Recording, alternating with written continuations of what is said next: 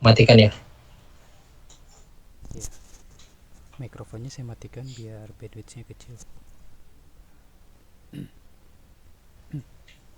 Oke, Pak.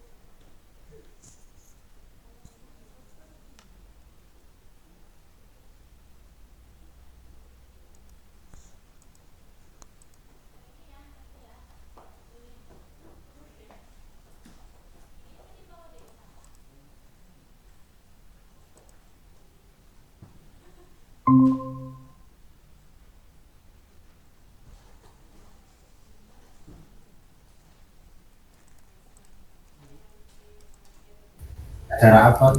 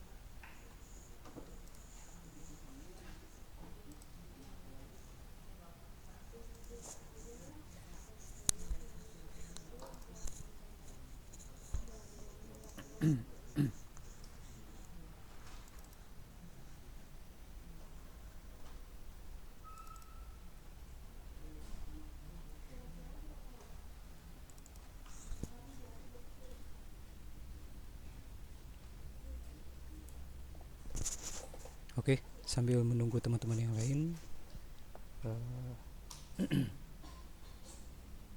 saya mulai dulu ya. Assalamualaikum warahmatullahi wabarakatuh. Selamat pagi, salam sejahtera untuk semuanya. Terima kasih kepada Pak Arif yang sudah join pada Google Meet pagi ini. dan terima kasih juga kepada mahasiswa Teknik Elektro Universitas Nusa Putra yang sudah join. Sambil menunggu mahasiswa yang lain, mungkin saya akan sedikit memaparkan tentang STEM. Ya, jadwalnya jam 10 kita akan mulai untuk kelas praktisi ngajar. Jadi sambil menunggu jam 10 dan sambil menunggu teman-teman yang lain, saya izin memaparkan sedikit tentang apa itu STEM. STEM itu adalah Science, Technology, Engineering, and Mathematics, dimana ini adalah keilmuan yang bertujuan untuk menginspirasi dan memberdayakan generasi mendatang untuk menjelajahi dan menekuni karir di bidang-bidang penting dengan dukungan dari IEEE pastinya. Karena bahan ini saya ambil dari IEEE, jadi materi ini disponsori oleh Trade Engineering IEEE,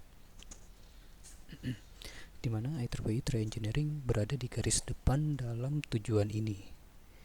Dan IEEE Trade Engineering menyediakan materi untuk guru, siswa, dan relawan serta sumber daya yang bakal digunakan untuk pra-university.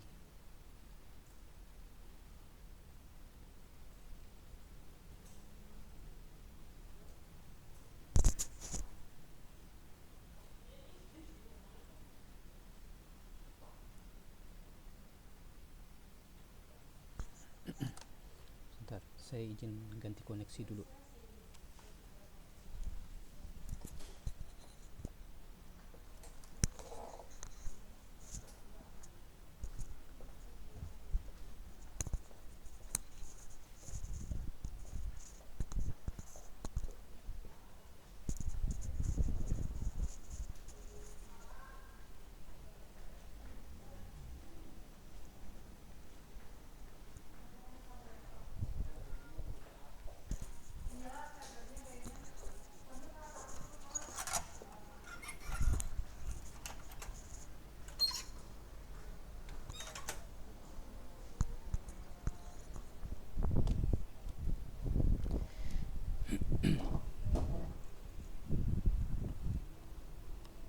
Oke, izin, apakah rekan-rekan bisa mendengar suara saya dengan jelas?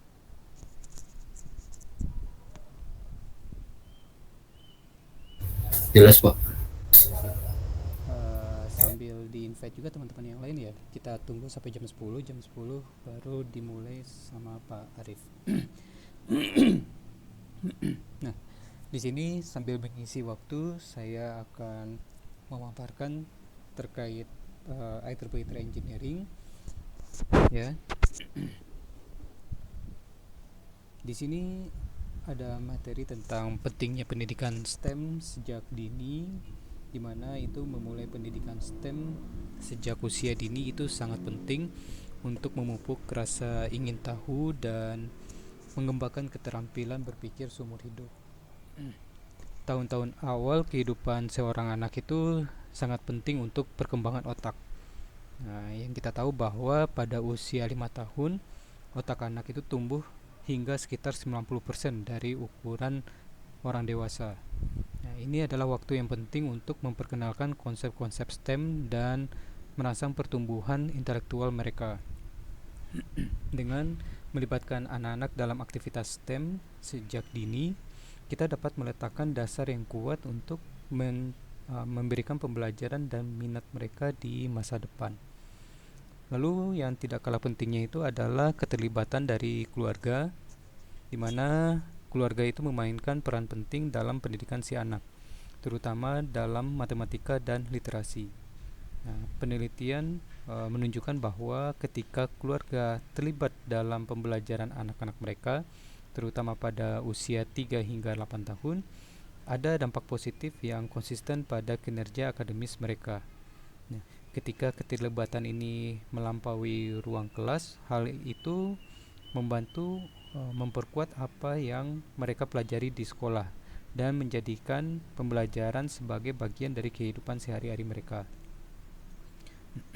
Mendorong ke mendorong dari keluarga untuk berpartisipasi dalam kegiatan STEM itu dapat menciptakan lingkungan yang mendukung bagi para pelajar muda.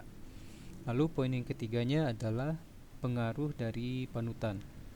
Nah, atau role model. Role model itu adalah alat yang kuat untuk membantu siswa memvisualisasikan diri mereka dalam karir STEM. Nah, contoh dunia nyatanya bisa sangat menginspirasi. Nah, misalkan di UK itu 63% anak muda berusia 10 hingga 18 tahun itu mempertimbangkan karir di bidang kedokteran, dan 52% itu mempertimbangkan karir di bidang teknik. Nah, peningkatan minat ini dapat dikaitkan dengan melihat pekerjaan luar biasa para pekerja kesehatan dan insinyur selama pandemi COVID-19 kemarin.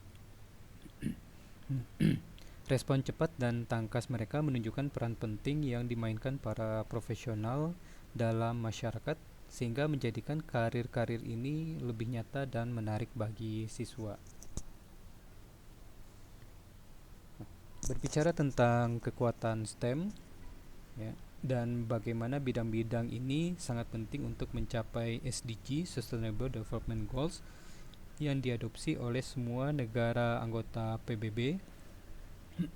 Nah, di mana pada tahun 2030 agenda anggota PBB adalah untuk pembangunan berkelanjutan yang mencakup 17 SDGs yang menjadi kerangka kerja universal untuk mengakhiri kemiskinan, mengatasi ketidaksetaraan, memperbaiki kesehatan dan pendidikan, mendorong pertumbuhan ekonomi, mengatasi perubahan iklim, dan melestarikan ekosistem kita.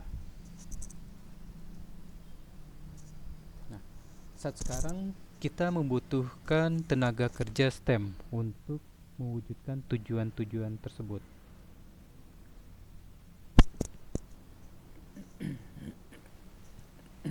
Adapun bidang yang bakal digeluti oleh STEM yaitu yang pertama di bidang telekomunikasi, di mana terobosan dalam telekomunikasi itu adalah hasil langsung dari pekerja di bidang STEM. Nah, profesional STEM merancang, memasang, mengkalibrasi, dan memelihara infrastruktur komunikasi. Nah, telekomunikasi itu adalah teknologi yang kuat karena memfasilitasi interaksi dan informasi, memberikan pendidikan jarak jauh atau remote, peningkatan efisiensi operasional di bisnis, dan banyak lainnya. Nah, tanpa kontribusi dari bidang STEM, kemajuan dan komunikasi yang kita nikmati saat ini itu tidak akan mungkin kita dapatkan. Lalu bidang kesehatan, STEM dan kemajuannya dalam ilmu medis itu juga sangat penting untuk mengatasi tantangan kesehatan masyarakat di masa depan. Konvergensi pengetahuan biologis, kemajuan teknik dalam merancang dan memproduksi produk biologis, serta teknologi komputasi yang digunakan untuk analisis dan interpretasi data itu memungkinkan penggunaan cepat teknologi mRNA dalam upaya pengembangan vaksin COVID-19. Nah, ini adalah contoh nyata bagaimana STEM berperan dalam meningkatkan kesehatan global. Lalu bidang antariksa, di mana bidang antariksa ini memberikan kontribusi positif pada berbagai area kebijakan, termasuk pemantauan iklim dan cuaca, akses ke perawatan kesehatan dan pendidikan, manajemen air, efisiensi dalam transportasi dan pertanian, penjagaan keamanan, penjagaan perdamaian juga, dan bantuan kemanusiaan. Nah, perkembangan dalam teknologi berbasis antariksa ini seperti pesawat ruang angkasa, satelit, stasiun luar angkasa, dan kendaraan peluncur orbital itu telah membuat eksplorasi ruang angkasa lebih aman dan efisien. Nah, di sini ada peran penting STEM dalam kemajuan di bidang space ini. Lalu selanjutnya energi, terutama di energi terbarukan yang merupakan salah satu sektor yang paling cepat berkembang di dunia ini, ya. Pekerja dalam bidang energi dengan keterampilan dan latar belakang pendidikan STEM itu membantu mencapai tujuan krisis seperti menggantikan sumber energi tradisional dengan teknologi baru, untuk mencapai emisi nol bersih sekaligus meningkatkan efisiensi energi dan mendorong pemulihan ekonomi. Nah, tanpa kontribusi STEM, transisi ke energi bersih dan berkelanjutan itu akan sulit dicapai.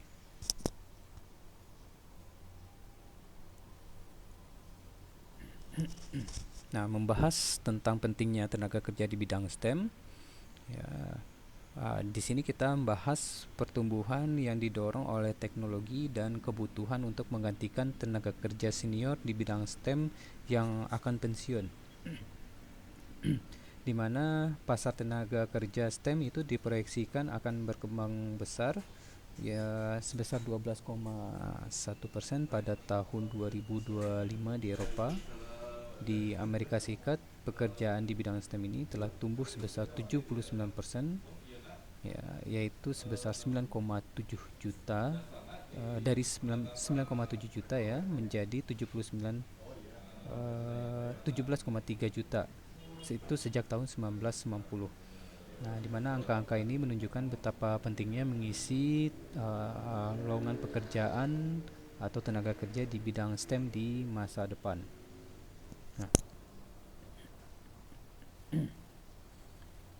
Nah, lulusan STEM tertinggi itu pada tahun 2018, di mana pada tahun 2018 negara-negara dengan jumlah lulusan STEM tertinggi itu menunjukkan bahwa ada banyak minat dan potensi dalam bidang ini. Namun tantangan untuk memanfaatkan potensi ini secara efektif itu tetap ada. Hasil surveinya dalam pengembangan tenaga kerja ya di mana didapatkan 80 ya, hasil survei oleh Deloitte Semi Workforce ya Development Survey. Didapat 88% eksekutif setuju bahwa pergeseran teknologi dalam industri akan membutuhkan keterampilan dan bakat baru, serta 77% percaya bahwa ada kekurangan bakat kritis dalam industri semikonduktor. Nah, selain itu, setengah dari karyawan semikonduktor saat ini itu akan pensiun. Nih faktanya ya.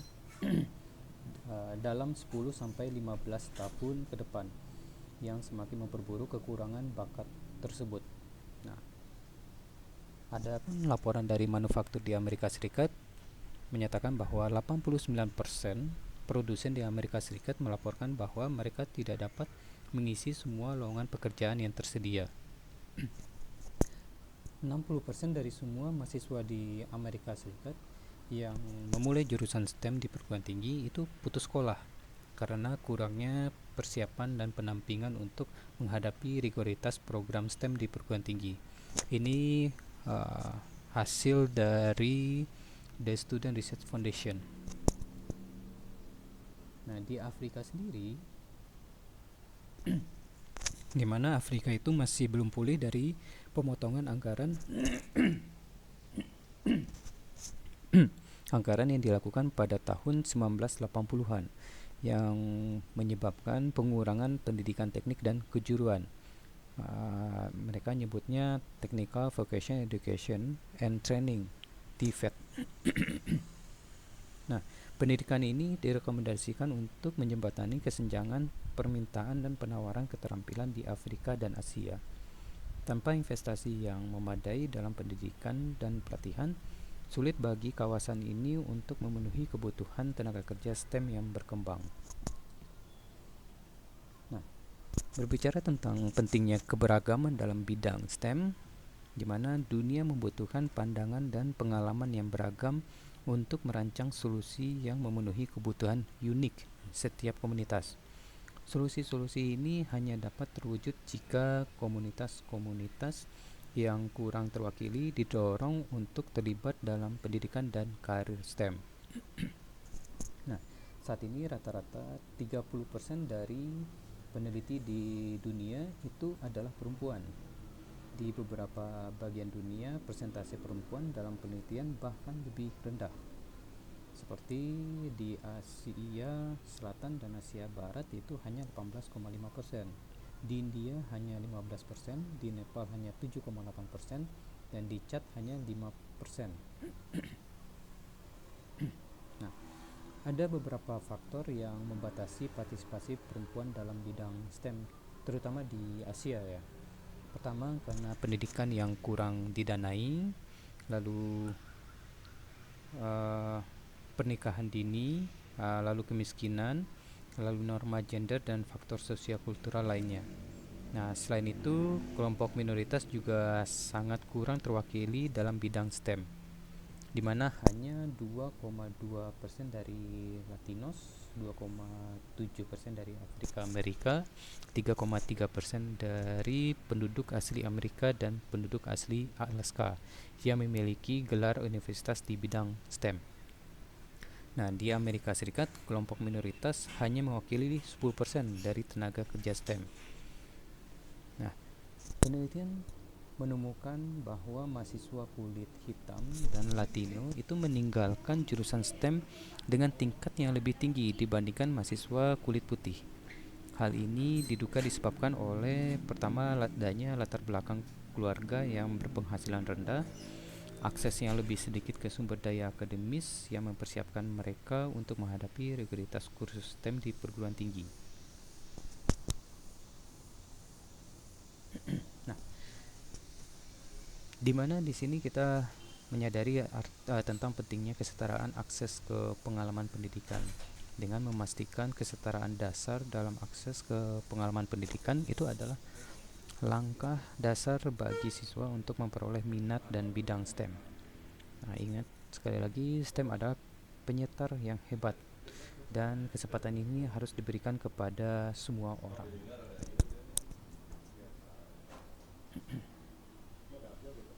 Oke, sudah jam 10. Mungkin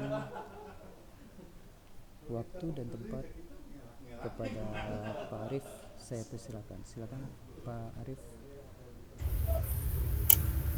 Ya, baik. Terima kasih Pak Aryo atas kesempatannya. Izin memperkenalkan diri ya. Saya Arif Adi Nugroho. Saya ikut praktisi mengajar angkatan keempat. Kebetulan yang angkatan ketiga juga sudah pernah juga yang sebelumnya, dan yang keempat ini saya daftar lagi. Nah, untuk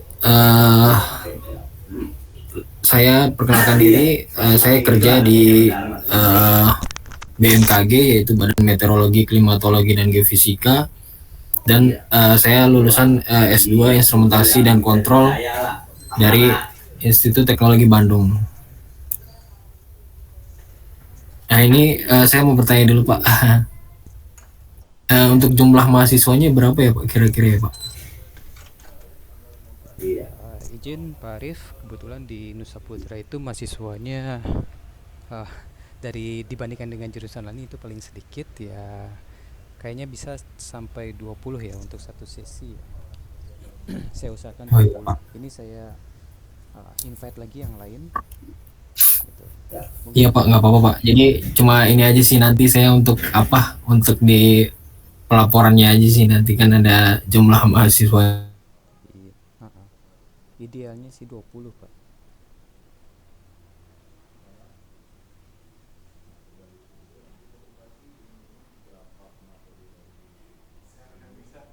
Cek.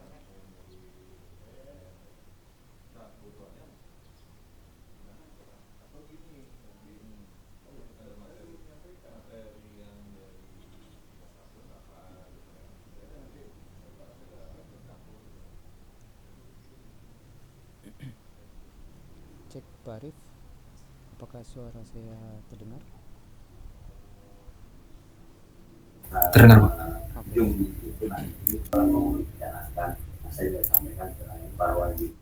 Mungkin ini ada sedikit apa? Ada suara-suara yang karena saya di ruangan Pak. Ya, tidak apa-apa Pak, tidak apa-apa. Ya Pak, siap Pak. Jadi untuk materi yang pertama, saya sekilas tentang BMKG, dan yang kedua adalah bagaimana tentang sekilas tentang hukum kolom dan medan listrik ya Pak. terkait statusnya Baik, Pak. dia. Silakan, Pak. Kan itu. Oke Pak. Makanya Saya izin share ya Pak. supaya kita ada komunikasi langsung. Ya, sekarang kan udah zaman komunikasi kan nggak harus offline, bisa bikin jumlah. Iya udah gampang lah seperti itu. Iya gitu. Iya gitu betul. Nah itu yang sementara pengen kita ada kejelasannya nanti Pak Oscar sama misalnya nanti dan di rencananya ya sampaikan aja. Terus kedua ya nanti terkait masalah struktur dengan Pak Oscar jadi ketum. Oke. Berarti kan ada udah maaf. Apakah sudah terlihat Pak? Diserahkan langsung ke Pak Oscar atau masih belum nih? Udah. Nah, prosesnya itu kan. Oke Pak, sebentar Pak.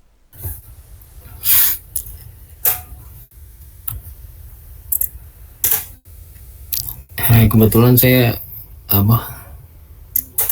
belum terbiasa pakai Google Meet. Iya. Nah itu maksudnya nanti ke depan sih untuk DPP ya dikonsepkan setiap wilayah punya koordinator wilayah masing-masing ya supaya nanti ya tetap ketuanya ada tapi untuk wilayah untuk koordinator jadi ketua nggak perlu harus interaksi langsung dari ketua DPD maupun ini nggak perlu. Tinggal ketua tinggal informasi udah matang lah pasti di atasnya untuk koordinasi.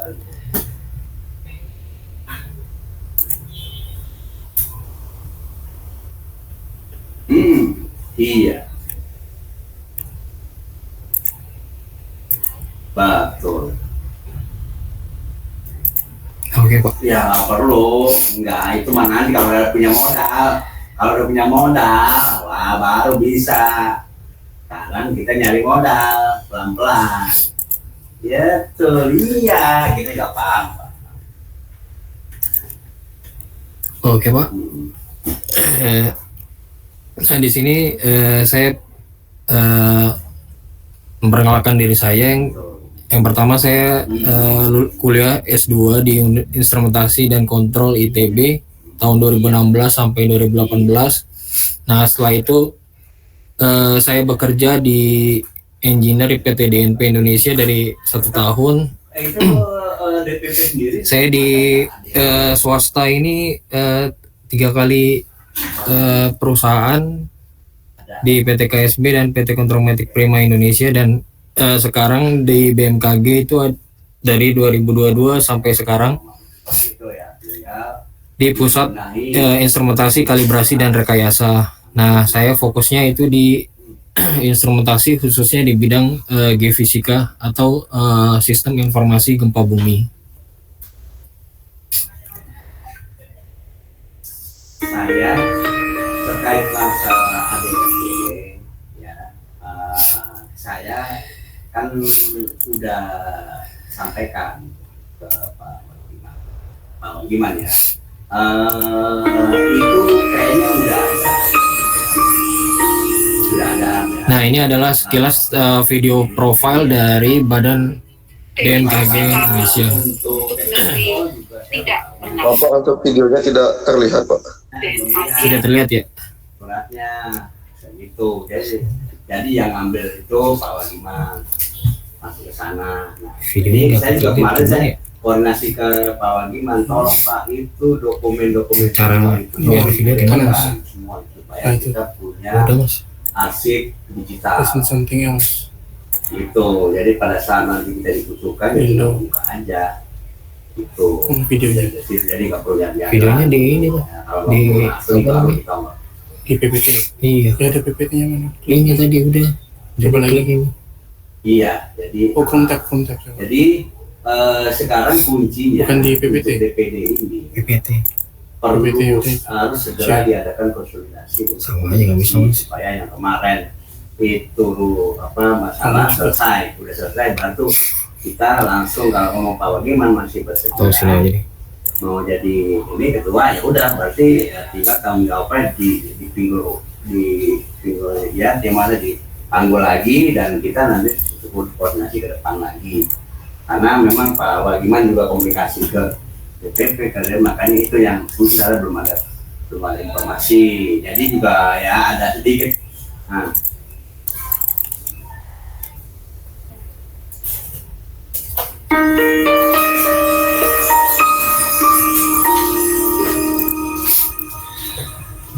Oke, siap. Nanti saya kirim ke Pak. Dedikasi kami untuk negeri tidak pernah terhenti.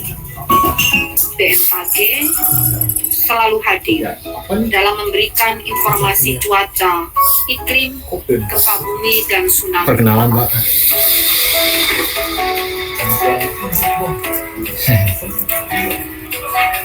Apakah sudah kedengeran? Masih sama Pak, belum terlihat Pak. Belum terlihat. Saya ini kayaknya pakainya itu semua tab aja Pak, mending Pak. Oh, yang semua tab ya? Sebentar, Pak. Mana ya? Tapi di saya udah ini. Sebentar. Iya. Enggak, iya.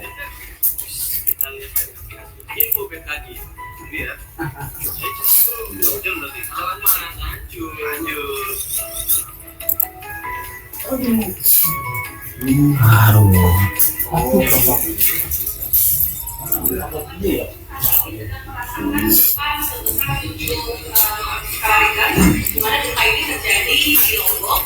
Iya betul. Nyari tapi nggak tinggi. Mas, kenapa? Iya, Nggak bisa. betul. Iya.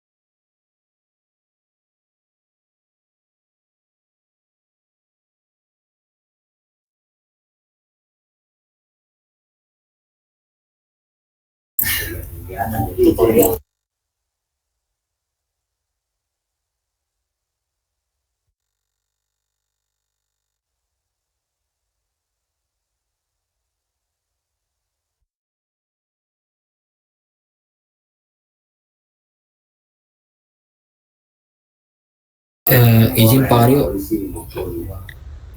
PK itu ketemu aja itu supaya ada intent. Izin, Pak. Gitu, Pak. Kita minta nanti Kalau saya kirim format minta surat PPT-nya aja bagaimana Pak? Pak Aryo? ya SK memang betul.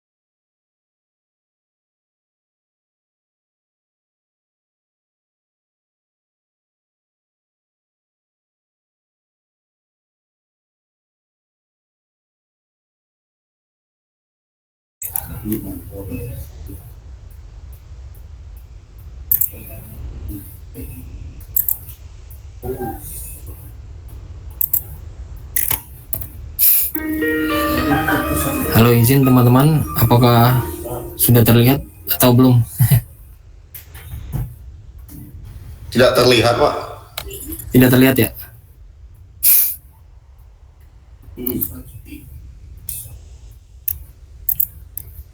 Ya, soalnya saya jarang sih pakai Google Meet, biasanya pakai Zoom atau ini.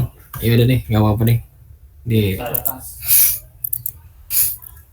Iya, betul. Nah ini balik lagi ke PPT ya. Kalau PPT-nya terlihat ya? PPT sudah terlihat, Pak. Ini di slide 3. Oke, baik, terima kasih. Nah, jadi di sini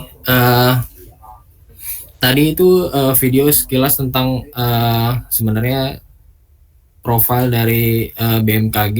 Jadi BMKG itu sendiri punya tugas utama yaitu memberikan informasi cuaca, iklim, kualitas udara dan gempa bumi.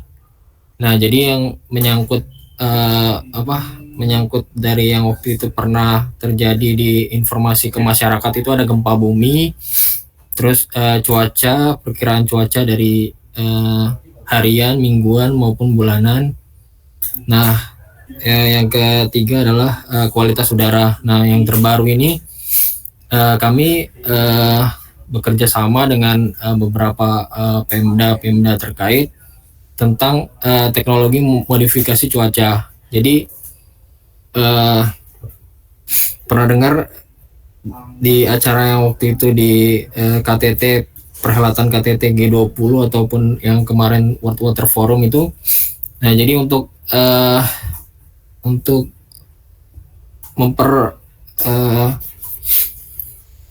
membantu mensukseskan acara tersebut agar tidak hujan, jadi kita ada antisipasi teknologi modifikasi cuaca, yaitu menggeser arah awan-awan yang menimbulkan hujan agar ke tempat lain. Jadi ini bukan kalau yang saingannya itu ada Mbak Rara ya. Cuma Mbak Rara kurang ilmiah atau tidak tidak berdasarkan data gitu. Nah, untuk di sini slide ini saya khususnya di bidang instrumentasi seismik geofisika yang meliputi tentang gempa bumi. Nah, ini di masing-masing di wilayah Indonesia itu terdiri beberapa banyak sensor.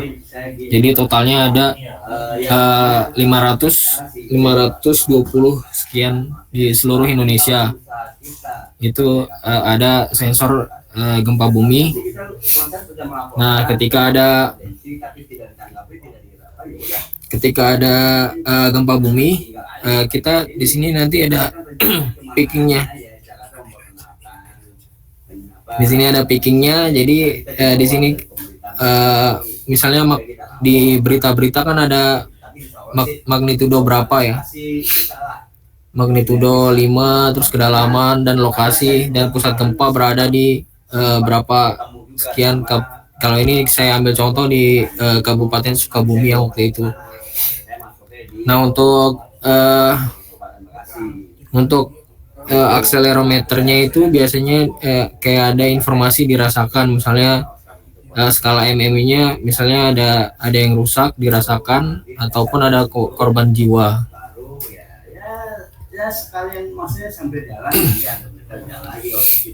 Nah, ini adalah yang kedua, peralatan untuk AWOS itu weather station ya, untuk memantau cuaca. Nah, pemantau cuaca ini biasanya ada di bandara, dekat bandara.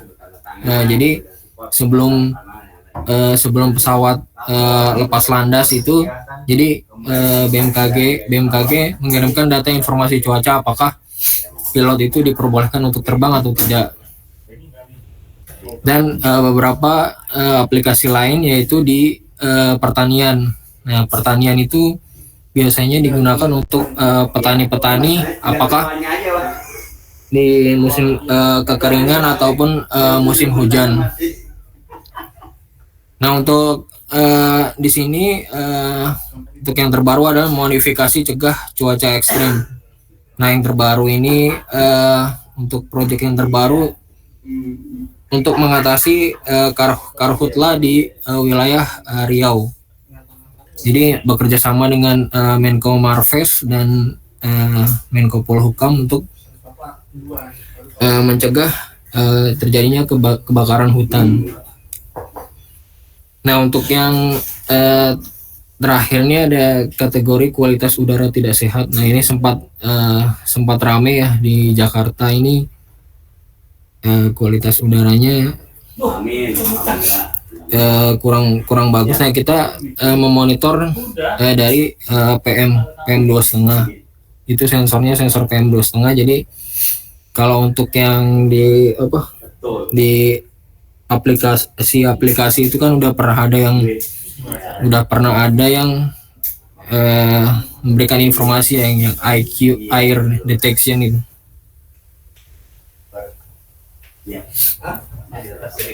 Nah, itu sekilas tentang profil dari BMKG itu sendiri. Pokoknya ada tugas utamanya itu ada terkait informasi cuaca, gempa bumi, iklim, dan modifikasi cuaca. Nah, yang selanjutnya adalah saya menjelaskan tentang kuliah. Jadi di RKK saya yang pertama adalah hukum kolom dan medan listrik. Nah, untuk outcome-nya sendiri diharapkan mahasiswa dapat menjelaskan konsep dasar hukum kolom dan dapat menghitung gaya kolom pada sebuah muatan akibat muatan lain yang berdekatan dengannya. Nah, yang kedua adalah mahasiswa dapat menjelaskan konsep medan listrik di sebuah tempat atau titik, dapat menghitung intensitas medan listrik oleh muatan titik, muatan yang terdistribusi dalam garis tak berhingga, luasan tak berhingga, dan maupun dalam ruangan. Nah, untuk outline dari materi ini ada 3 ya. Yang pertama adalah listrik statis dan muatan listrik, gaya kolom, dan medan listrik. Oh ya, saya sebelumnya ingin bertanya kepada teman-teman, apakah sini udah materi ini sudah pernah disinggung atau belum?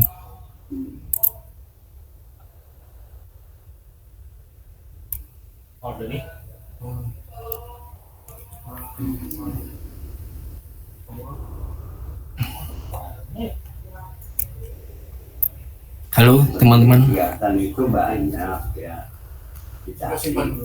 Mungkin cuma untuk memulainya aja yang sementara orang yang betul-betul gak bisa itu.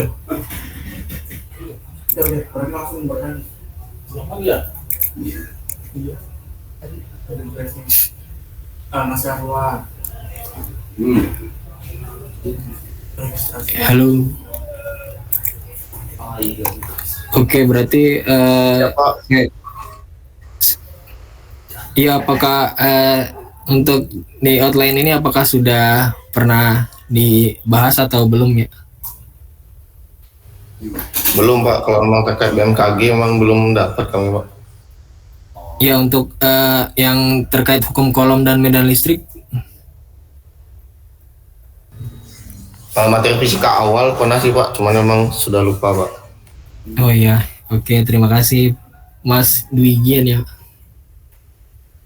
Iya Pak. Oke. Ya, ini sekilas tentang listrik statis dan muatan listrik, gaya kolom, dan Mohon Pak, untuk slide-nya masih tetap di slide 3 Pak ya?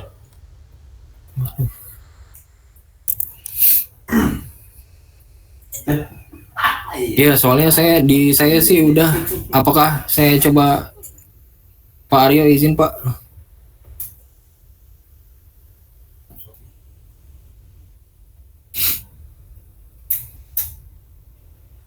bertanggung jawab.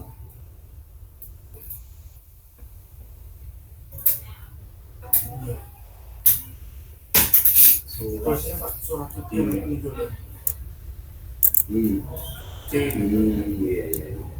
Mas, gimana ya Mas ya?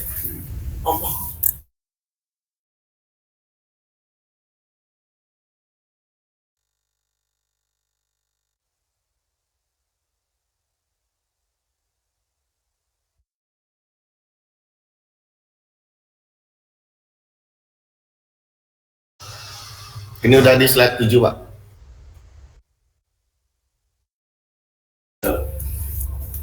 Oke, udah di slide 7 ya. Jadi Sudah, Pak. Jadi kemarin informasinya ya kita punya kelihatan sendiri komunikasi ini yang nanti setiap Oke. kegiatan apapun, Nah, terus kita melakukan di sini yang pertama kalau ada DPW sebenarnya ada video juga sih, cuma agak kurang ya. yang strukturnya dengan manajemen yang rapi lah gitu, seperti itu. Hanya saya punya step by stepnya.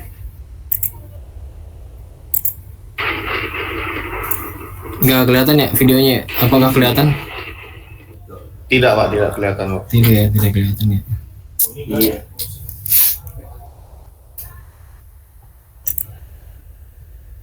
Betul. Ya, jadi ini adalah Makanya kan sekarang mah masih sementara ini adalah aplikasi dari muatan listrik ya, muatan listrik. Jadi untuk muatan listrik itu diaplikasiin contohnya dari petir. Nah, petir itu terjadi karena adanya elektron negatif dan proton positif.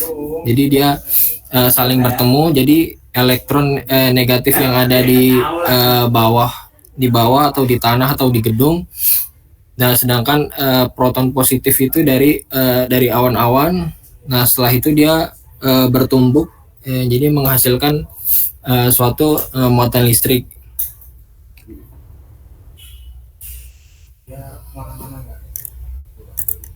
iya tinggal bahan bakarnya doang sama ya makan di jalan. Iya. Nah, untuk muatan listrik dan struktur materinya, nah di sini jadi muatan listrik itu terjadi karena adanya proton positif dan elektron yang negatif. Jadi biasanya, nah ada lagi satu lagi yaitu struktur atom neutron yang tak bermuatan. Nah, untuk di sini ada muatan sejenis ataupun muatan berbeda. Nah, jika proton positif dan elektron negatif itu muatannya sejenis, maka dia akan tolak menolak. Nah, apabila muatan proton positif dan elektron yang negatif berbeda bertemu di dalam suatu jarak, maka dia akan tarik menarik. Konsepnya seperti itu. Jadi dia menimbulkan jadi ketika ada muatan sejenis maka tolak menolak, jadi menimbulkan gaya elektrostatis. Dan ketika muatan yang berbeda jenis maka dia akan tarik menarik, positif dengan negatif. Jadi sama aja kayak kayak manusia juga. Kalau misalnya dia sejenis akan tolak menolak, dan beda jenis dia ya akan tarik menarik.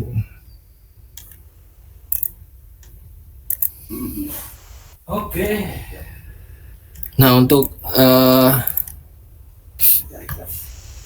struktur atom itu sendiri tadi sudah dijelaskan. Ada nomor atom itu sendiri yaitu jumlah proton atau elektron dalam suatu atom netral. Nah, di sini ada dua ionnya, ada ion positif dan ion negatif dan ionisasi. Ya, ion positif adalah atom yang kehilangan satu atau lebih dari elektron. Terus ion negatif yaitu atom yang kelebihan satu atau lebih elektron. Dan ionisasi adalah proses perolehan dan kehilangan elektron. Ya kalau memang ada undangan, ya sebenarnya bayar, Pak, itu bayar, mau diupload bayar. Iya. Nah, di sini Enggak. pada tahun 1600 ini tentu saja hukum Coulomb ya. Dia memperoleh eksperimen dengan menggunakan neraca puntir. Nah, di sini neraca puntir itu sendiri gaya elektrostatiknya itu muatan-muatan terbentuk dari Q1. Dia dari Q1 dan Q2 mempunyai jarak R. Nah, dari eksperimen Coulomb itu sendiri diperoleh yaitu gaya elektrostatik Q1 dan Q2 berbanding lurus dengan besar masing-masing muatan dan berbanding terbalik dengan kuadrat jarak antara kedua muatan tersebut.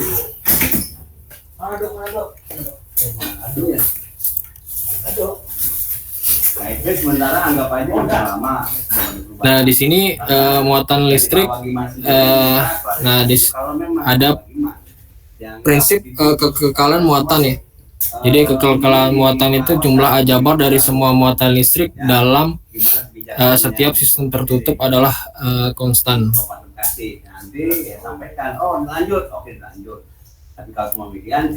Nah, untuk kelistrikan dari material-material juga ada beberapa jenis-jenis ya. Yang pertama adalah konduktor. Konduktor itu dia memindahkan muatan listrik, jadi dia menghantarkan listrik konduktor. Terus yang kedua adalah isolator. Isolator itu bahan tidak dapat memindahkan muatan listrik. Dan yang ketiga adalah semikonduktor. Jika suatu bahan dapat bersifat sebagai konduktor atau isolator, yaitu bergantung pada kondisinya, dinamakan semikonduktor.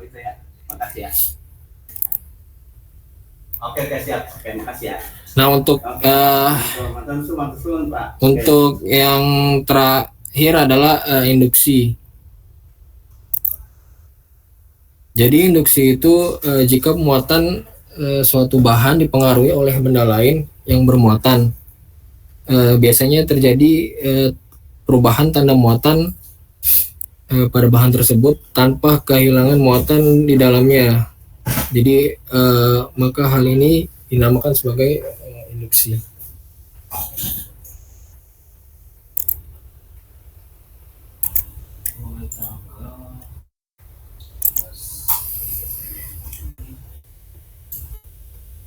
Ini apakah Mas Dwigian slide-nya Sudah di slide 15, Pak. Oh iya, oke. Sudah selesai kok. Belum. Bentar ya, aku lagi. Halo, teman-teman, Pak. Ya.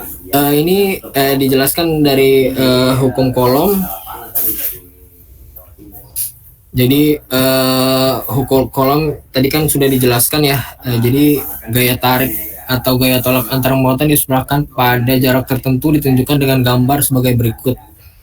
Nah, untuk yang muatan sejenis akan tolak menolak. Jadi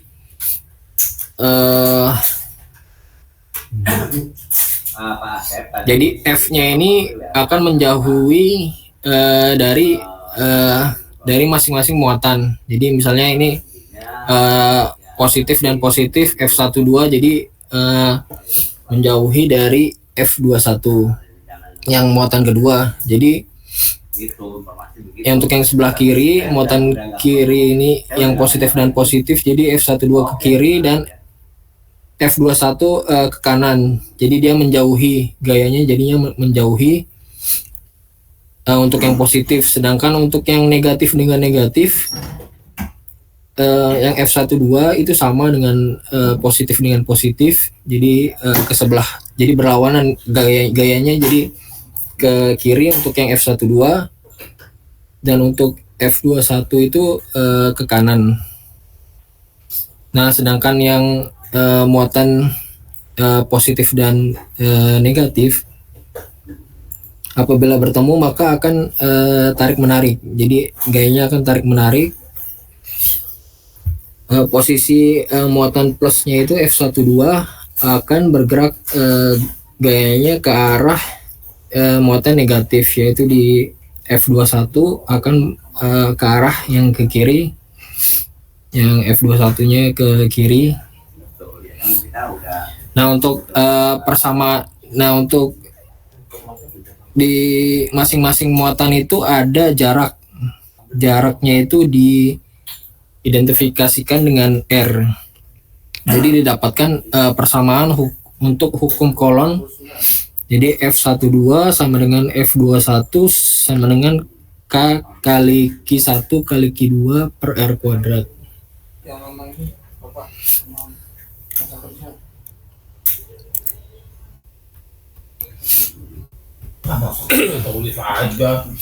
Nah, di sini untuk persamaan hukum kolomnya, yang pertama tadi yang dijelaskan F sama dengan K kali Q1 kali Q2 per R kuadrat.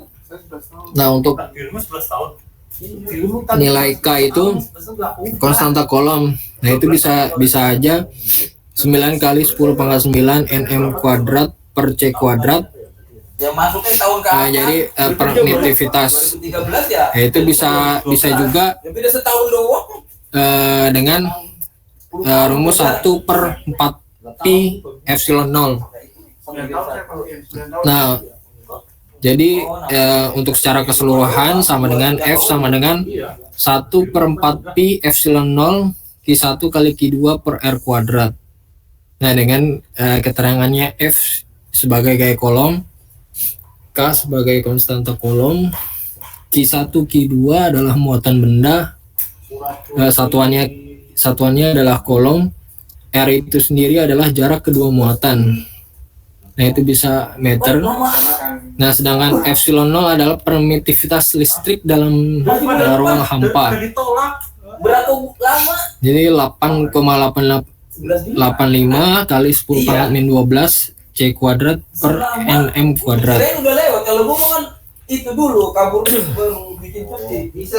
Nah, di sini tadi bisa lah sampai yang tahun 2070 juga belum. Jadi secara ringkas penentuan hukum kolom itu jadi gaya tarik muatan, gaya tarik menarik jika muatan berbeda tanda dan tolak menolak jika sama tanda. Nah, sedangkan gaya sebanding dengan perkalian muatan Q1 dan Q2 sepanjang garis lurus yang menghubungi. Terus yang ketiga ada gaya berbanding terbalik dengan kuadrat jarak. Nah, ini dapat dinyatakan secara matematik tadi itu F12 sama dengan K1 Q2 per R kuadrat.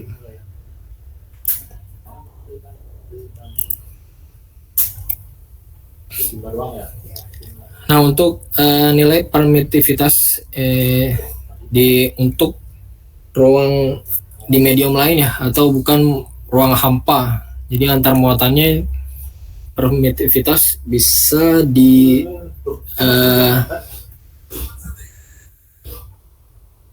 dilihat dari persamaan permitivitas lebih besar dari permitivitas listrik dalam ruang hampa. Jadi permitivitas listrik dalam medium yaitu konstanta dielektrik atau permitivitas kali permitivitas listrik dalam ruang hampa. Nah, untuk gaya kolom pada medium yang bukan udara, yaitu di medium lain ya, bukan di ruang hampa, itu bisa ditambahkan dengan epsilon epsilon R itu yang konstanta di elektrik atau permitivitas relatif. Jadi FR sama dengan K kali Q1 kali Q2 epsilon R kali R kuadrat.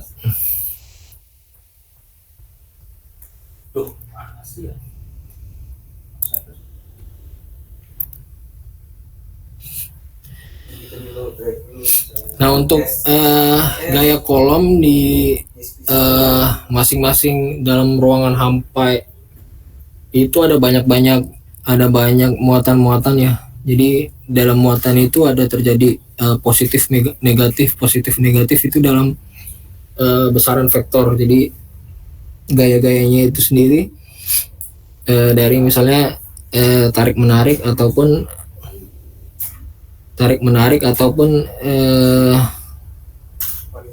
yang tolak menolak ya, atau berbeda jenisnya.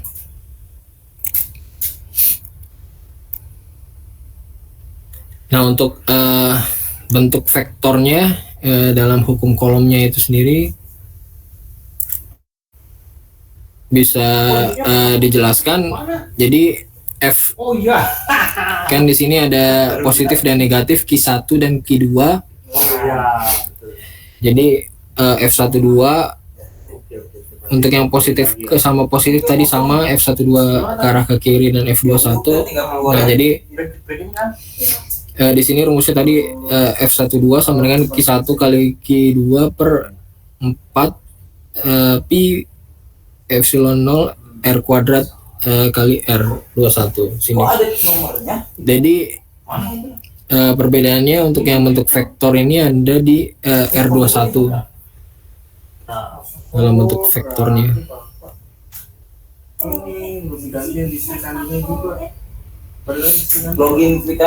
Nah, ini adalah contoh dari 3 muatan tidak sejenis terletak dari segaris. Nah, bagaimana sih cara untuk menentukan nilai gayanya, yaitu F3.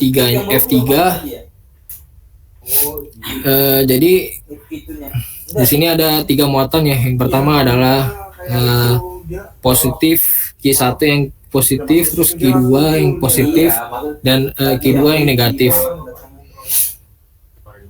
Jadi F3 untuk yang F3 itu F31 ditambah F32. Untuk F32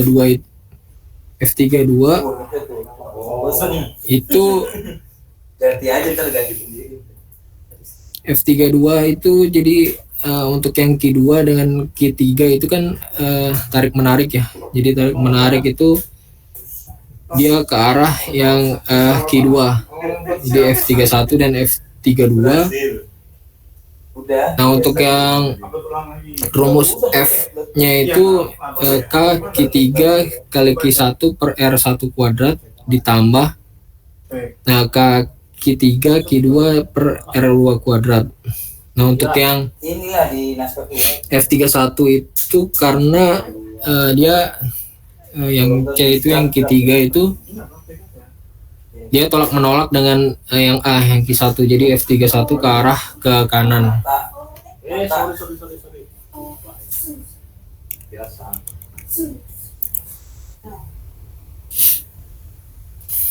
Nah, untuk di sini contohnya yang 3 muatan tidak sejenis terletak pada titik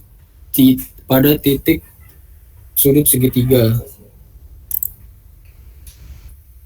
Jadi kita cari dulu itu bentuk ya. Bagaimana F31 terus F32 Bentuk ya apa yang ada. Nah, di sini kan F31 ini dari C dan A itu Q3 dan Q1 itu kan tolak menolak. Jadi dia ke arah ke luar F31. Dan untuk yang F32-nya kan dari C dengan ke B kan itu tarik menarik, jadi ke dalam dia. Terus kita tarik segitiga untuk bisa menghasilkan F3. Jadi F3 itu sama dengan akar dari F31 kuadrat tambah F32 kuadrat plus 2 F32 kali cos alfa.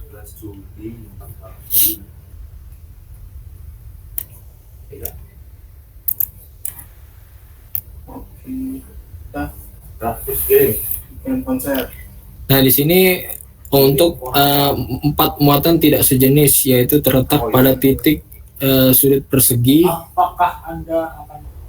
Nah, di sini kita hitung yang seperti biasa tadi, F12, cari F12, terus F13, terus F14, F24 dan F1. Gua ngabarin itu Vika sama Pak Aris. Tam datang Pak verifikasi. Nah ini yang untuk notasi arah dari gaya kolom. Jadi ada Q1, Q2 dan jadi ada R2 minus R1 itu dari Q1 ke Q2. Terus dari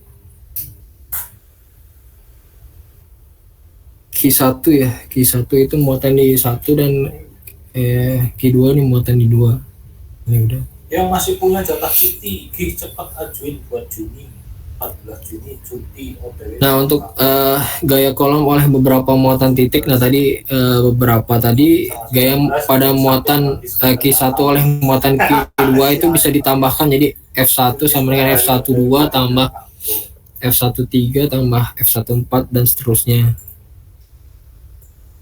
Nah ini sama di gaya dari banyak muatan. Jadi di sini pakai prinsip superposisi. Jadi gaya pada muatan adalah jumlah vektor gaya dari semua muatan.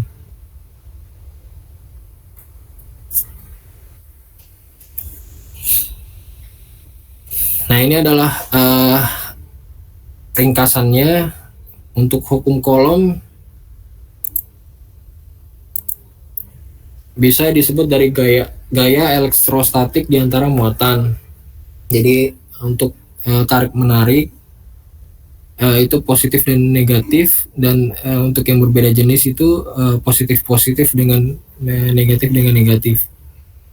Nah untuk bentuk vektor hukum kolom, nah di sini bisa dengan rumus F12 sama dengan Q1 kali Q2 per 4 pi epsilon 0 kali R kuadrat 21 kali vektor R21. Nah untuk gaya elektrostatik lebih kuat dari superposisi, jadi F1 sama dengan F12 tambah F13 tambah F14. Ya nanti lah kalau udah itu masuk lagi. Nah di sini ada contoh soal. Apakah ada yang kurang jelas? Orang jarang masuk kan ahli jadi. Harus bikin. Mas Dwigian. Memang masih di slide 28 Pak ya? Iya, masih di slide 28.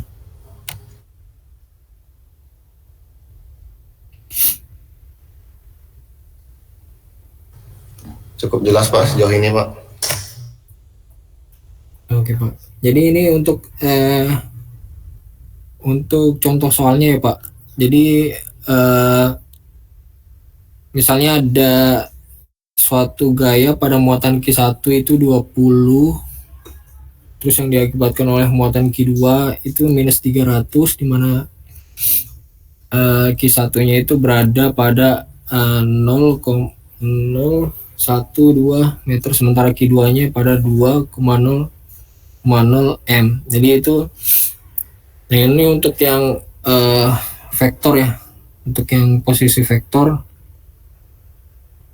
bisa dilihat dari R21, terus tinggal dimasukin aja rumus dari F1 tadi, kaki K kali Q1 kali Q2 per 4 pi epsilon 0, terus dikali R kuadrat.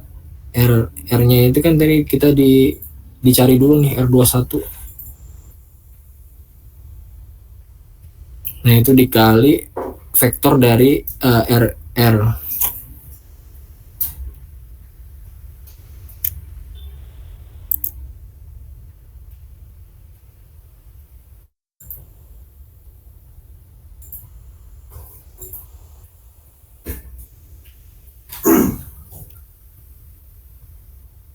Nah ini untuk contoh soal yang kedua, besar gaya pada muatan Q2 ya. Jadi Q2 yang penting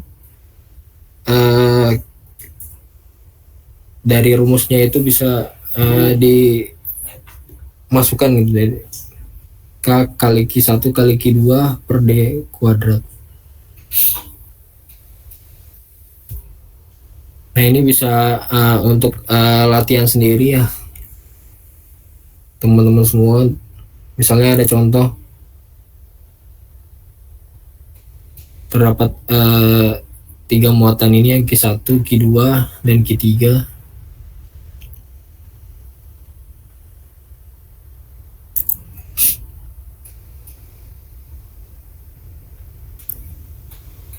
Nah, yang selanjutnya adalah setelah tadi dijelaskan hukum kolom, kita masuk ke medan listrik. Nah, biasanya medan listrik ini dia disimbolkan dengan huruf E. Itu udah pahit, masa ini kopi pahit.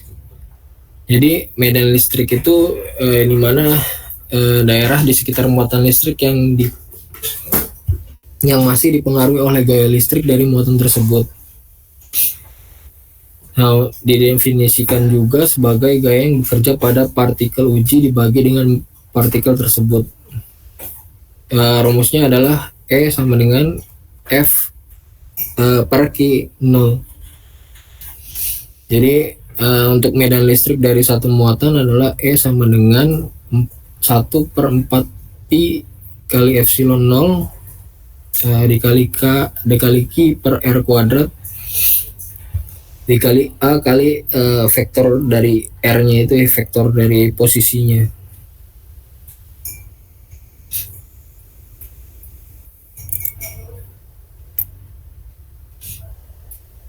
Nah, untuk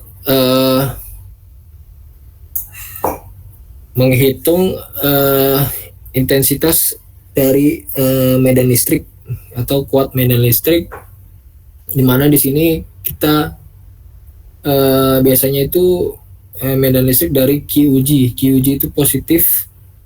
Jadi besarnya kuat medan listrik yang dihasilkan oleh muatan sumber didefinisikan sebagai hasil bagi antara gaya kolom yang bekerja pada muatan uji dengan besar muatan uji tersebut. Jadi apabila tadi positif QUJ dengan Q sumbernya positif dengan positif, maka medan magnetnya medan listriknya itu ke arah ke kanan. Nah, sedangkan untuk yang tarik menarik itu QUJ-nya yang positif dan Q sumbernya yang negatif. Jadi medan listriknya akan mengarah ke Q sumber.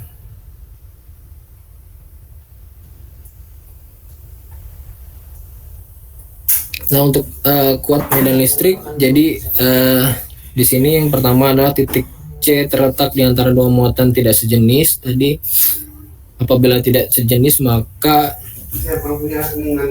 Q1 dan Q2 kan tarik menarik.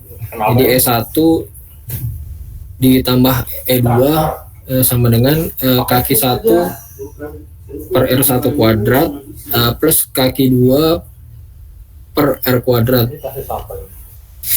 Nah, untuk titik C terletak di antara dua muatan sejenis. Jadi positif dengan positif, jadi EC sama dengan E1 minus E2, jadi kaki 1 per R1 kuadrat dikurangin kaki 2 per R2 kuadrat.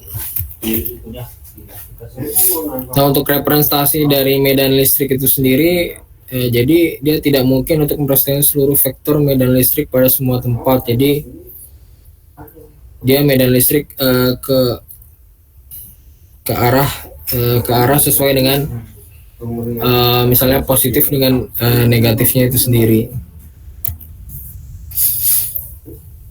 Dan untuk representasi dari medan listrik dibuat garis-garis yang arahnya menggambarkan arah medan. Pada daerah yang cukup jauh dari muatan, kerapatan garisnya berkurang. Kalau misalnya daerahnya yang cukup jauh ya, jadi garis-garis yang ke atas, yang garis-garis panahnya ini kalau misalnya muatannya berkurang, maka kerapatannya garisnya berkurang. Daerahnya misalnya jauh. Nah, semuanya ini dinamakan garis-garis medan listrik.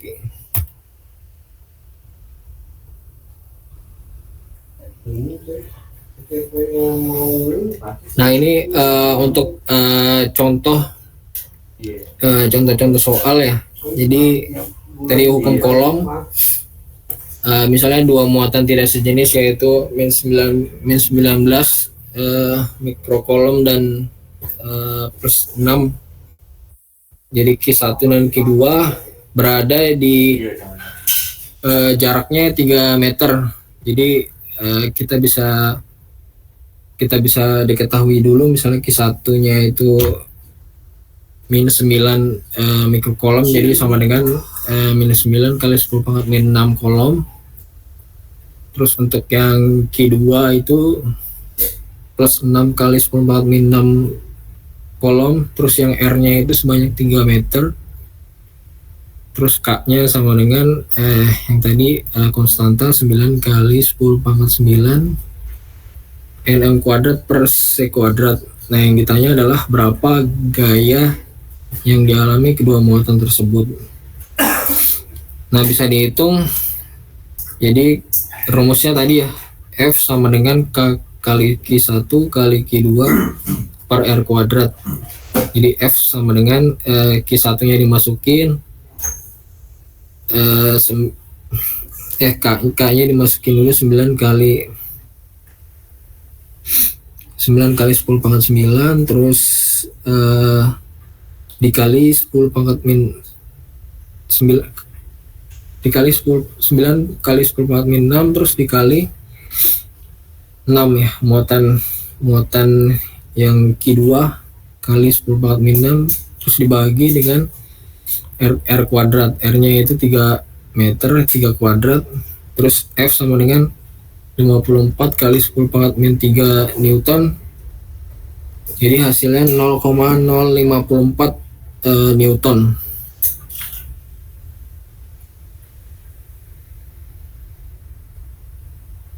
Nah untuk yang terakhir, jadi menghitung besar kuat medan listrik di titik C karena pengaruh kedua muatan tersebut. Nah jadi misalnya ada dua muatan listrik, di sini yang positif adalah A, terus yang B ini negatif, terus jaraknya 30 cm. Nah terus jika titik C-nya ini berada di antara kedua muatan berjarak 10 cm dari A. Jadi ada titik C ini di antara A dengan B. Terus jika QA sama dengan 3 mikrokolom dan QB sama dengan minus 4 mikrokolom, berarti berapa besar kuat medan listriknya? Nah di sini diketahui dulu QA-nya berapa, terus QB-nya minus 4 kali 10 pangkat min 6 kolom, terus RAB-nya itu 30 cm, 3 kali 10 pangkat min 1 meter, kita sederhanakan.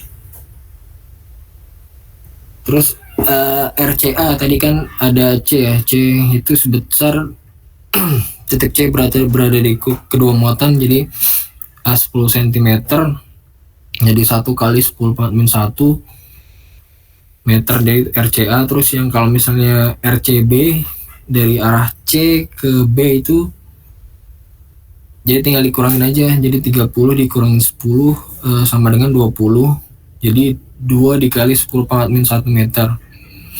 Nah yang ditanya adalah EC, yaitu medan listriknya. Nah di sini kan untuk EA dan EEC itu sama dengan EA plus EB. Jadi EA dan EB-nya, karena ini dia muatannya tidak sejenis, jadinya dia mengalami tarik menarik, jadi ke arah B.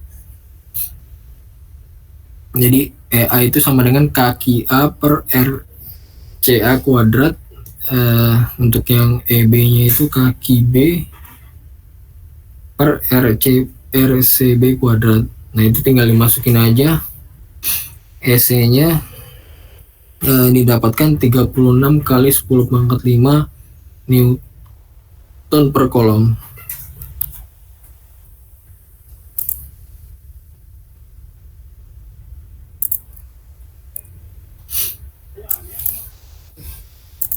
Ya udah, untuk materi medan listrik dan hukum kolom dan sekilas tentang pengenalan yang tempat saya bekerja. Ya kira-kira begitu Pak Aryo, izin Pak Aryo. Atau ada yang kurang jelas Mas Wigian?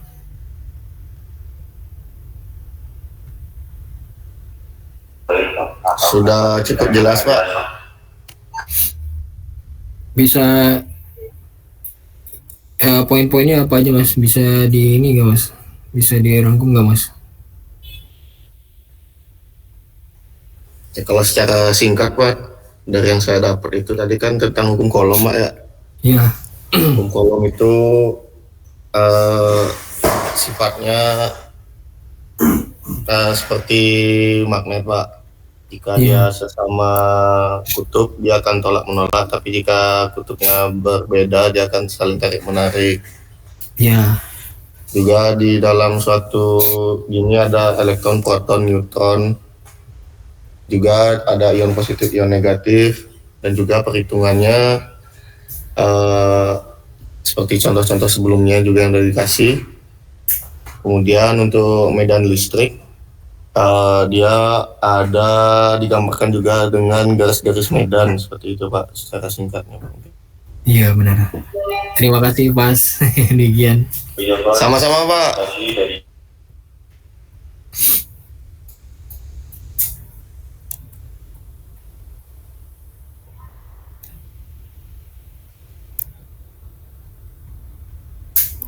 Ada temennya lagi nggak Mas? Ini Mas Zes ya, Zes Satriani ini.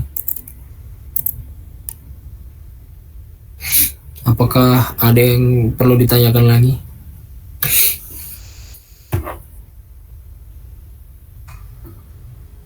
Belum ada Pak untuk materi pertama perkenalan ini Pak.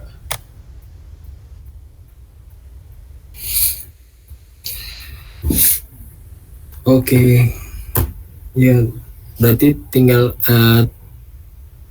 tunggu aja ya. Pak Aryonya nggak tahu nih, belum.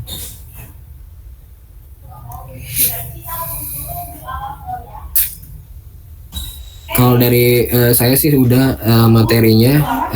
Terima kasih banyak atas perhatiannya Mas Wigian dan teman-teman semua. Apabila ada yang kurang mengerti, nanti bisa ditanyakan di pertemuan yang berikutnya. Nah jadi saya ini ada 3 ya, nanti sama saya tuh tiga tentang kuliahnya, tentang fisika listrik, gelombang, dan cahaya kayaknya.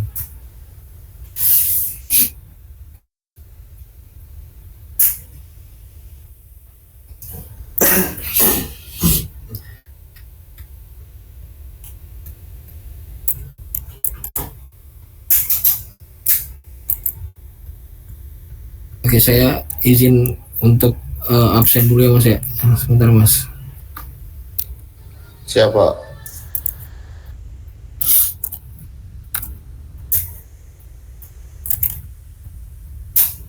Practicing aja praktis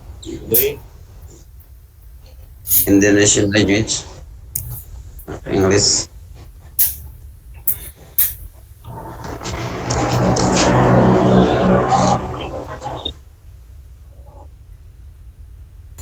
Oh enggak. Kan ada.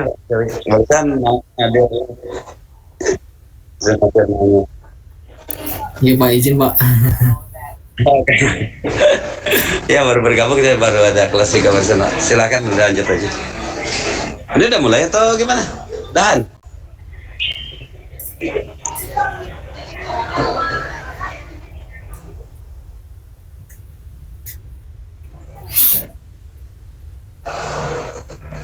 ini sesinya udah berakhir atau baru mau mulai? Oh, Iya, Pak. Jadi tadi sudah sekilas tentang dari BMKG, Pak. Iya kalau siang kayak gini.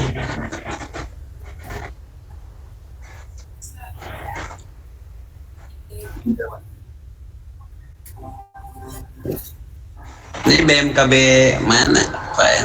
Di pusat, Pak, di Jakarta. Oh Jakarta. Iya, di Jakarta. Ini kelas apa Pak Arya yang masuk?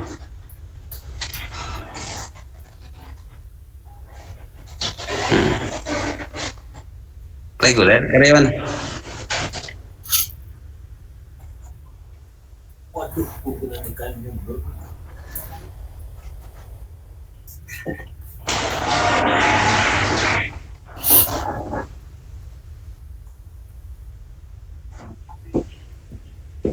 Iya, Pak, kemarin, Pak, habis gempa.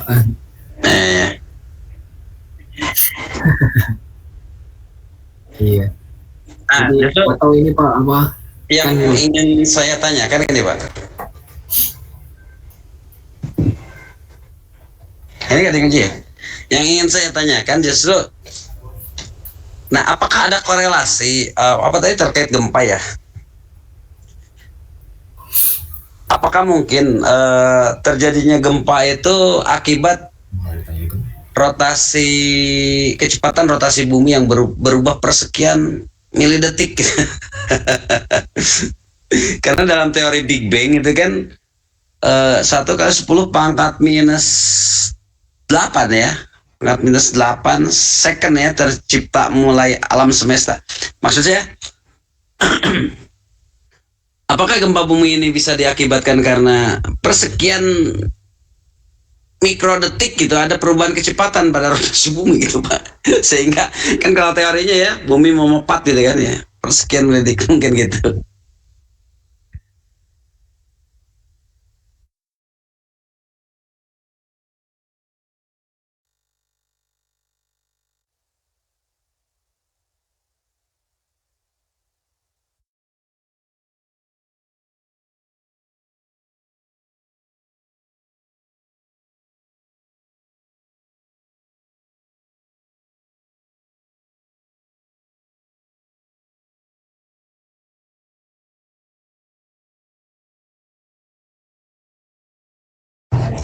Gitu mestinya ya.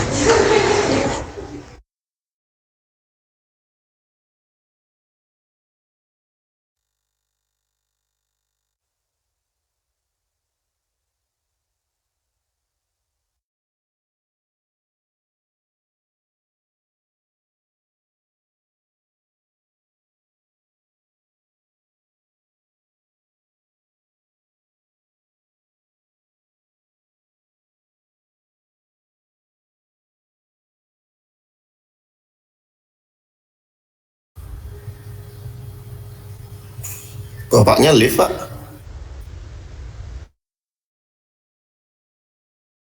Siap, Pak. Berarti sudah selesai, Pak, ini, Pak.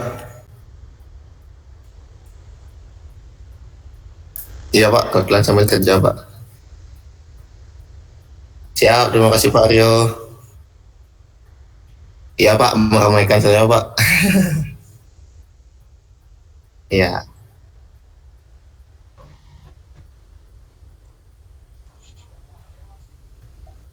Halo, Pak, bentar, Pak. Aduh. Jadi pakai ini saya tadi keputus nih.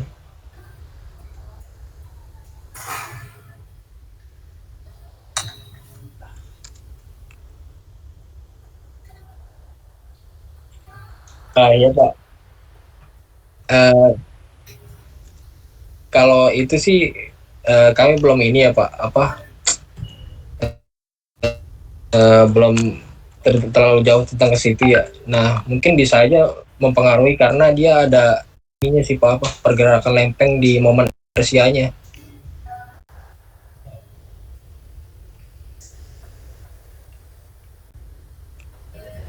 Mungkin itu pertanyaan yang menarik, Pak. Cuma saya biasanya sih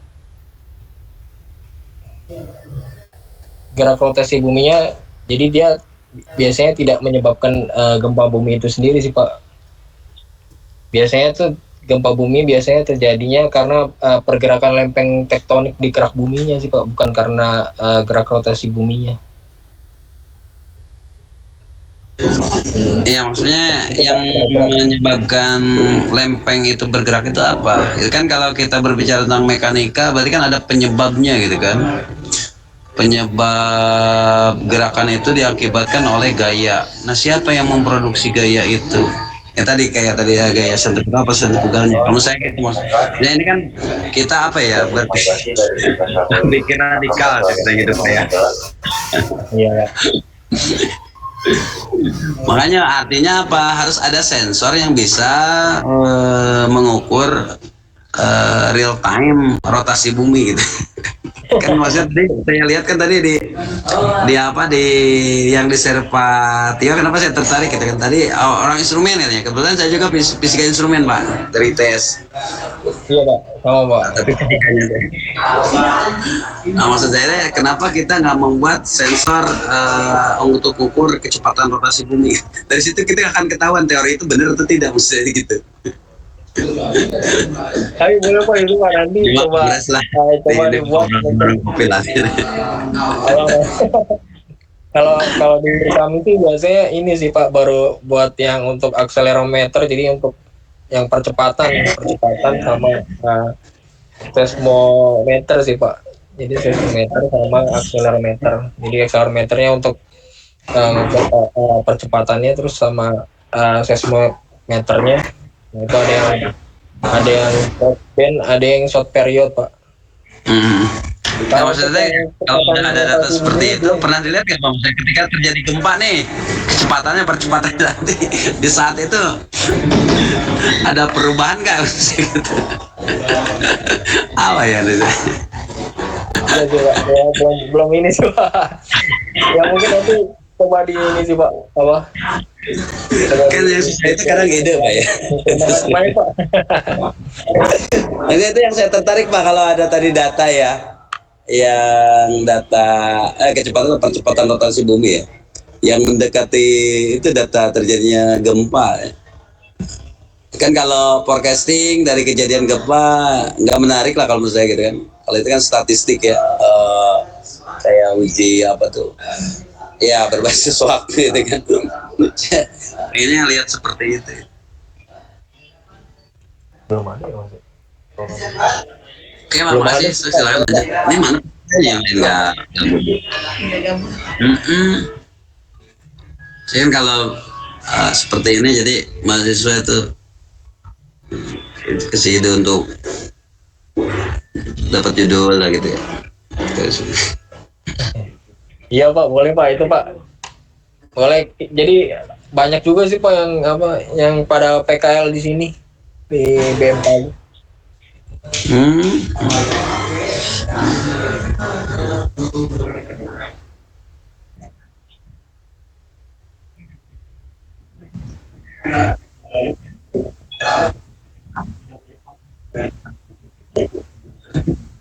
Oh, boleh. Boleh ya PKL ya.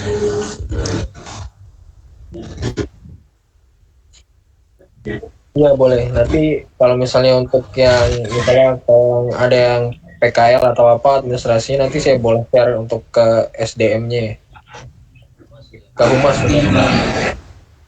Nanti banyak juga sih. Ada beberapa yang di kami kemarin, ada yang dari Brawijaya terus sama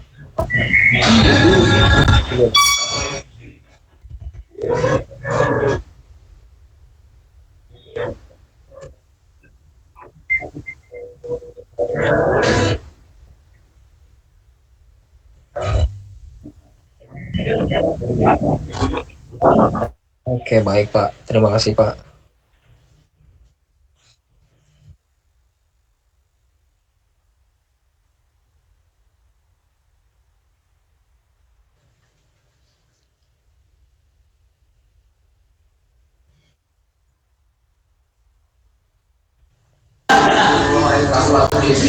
Ini harusnya kuliahnya malam lagi nih.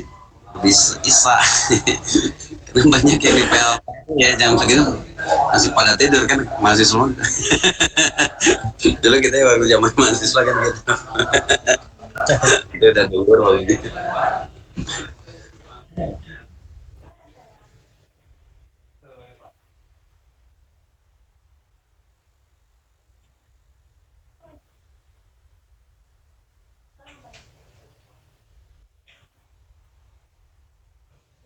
Oh iya Pak. Saya izin live ya. Ini lagi di kanan, lagi bimbingan juga.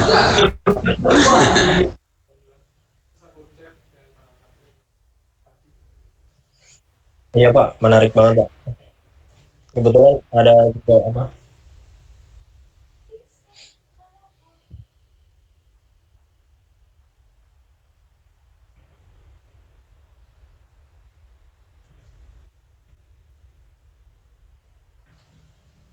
Ya kalau kalau ini sih apa kalau di tempat kami sih yang kurang sih terkait apa namanya untuk monitoring terkait kondisi misalnya kan kita kan ada beberapa di sensor tuh kan pakainya itu solar cell sama eh, baterai ya Pak di masing-masing tempat gempa tuh. Nah itu kita tidak punya apa prototipe lah atau istilahnya monitoring real time dari set ke kita gitu. Entah itu sensor baterainya terus apa solar panelnya. Jadi ya orang daerah jadi datang ke sana gitu Pak. Jadi untuk sejauh ini sistem skadanya tuh nggak ada di sini Pak.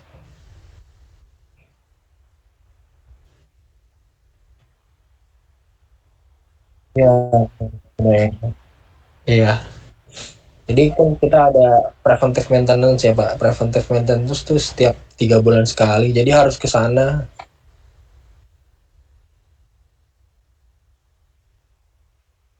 Iya, makanya nggak ada untuk hanya untuk apa voltase atau arus gitu.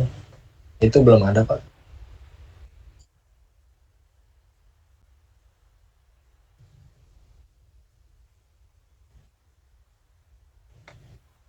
Iya Pak, seperti itu Pak. Yang contoh-contoh yang sederhana gitu kan. Itu kan bisa apa? Tinggal cari apa namanya komunikasinya.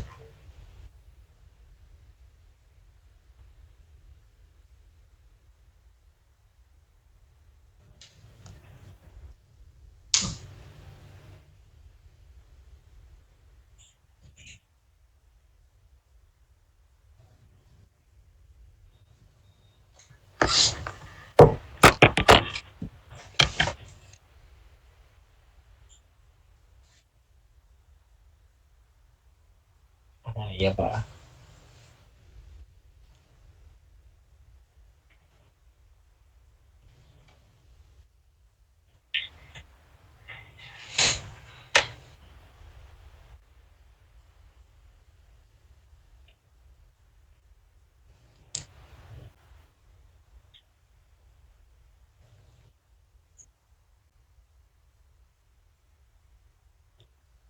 Iya.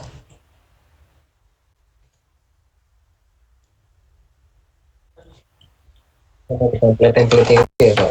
Nggak perlu ya. Hmm. Karena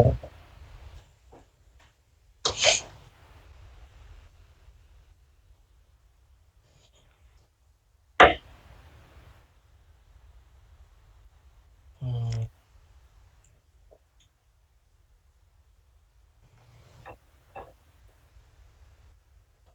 iya.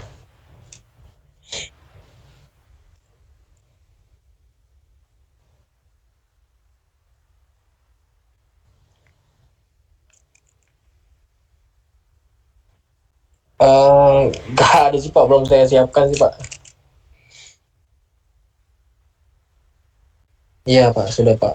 Jadi nggak apa-apa sih, nggak sesuai sama yang jam 12. Jadi saya tuntut tulisnya jam 12 sih Pak, selesainya. Biasanya kayak gitu. 9.30. Iya, Ya, 930. Iya Pak, siapa? Terus untuk ininya izin Pak, untuk yang biasanya tuh saya ngisi apa absen ya dari apa di Google Spread, jadi formnya itu. Nah itu gimana ya Pak? Absen mahasiswa Pak, absensi mahasiswa sama ininya. Biasanya saya gitu jumlah mahasiswa berapa, terus absennya untuk di laporan pertanggungjawaban saya gitu Pak.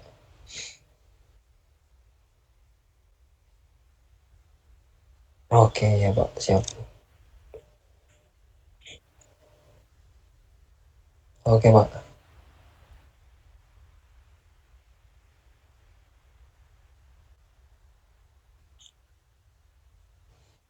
Iya, saya ngerti Pak.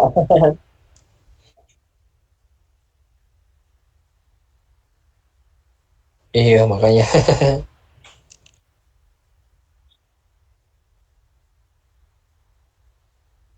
Hmm.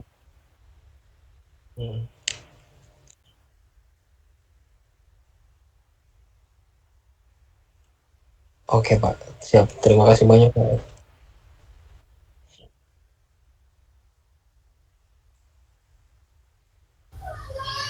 Iya Pak.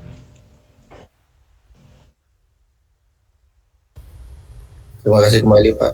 Waalaikumsalam warahmatullahi wabarakatuh. Terima kasih Pak Arif. Terima kasih Mas Dwi kan.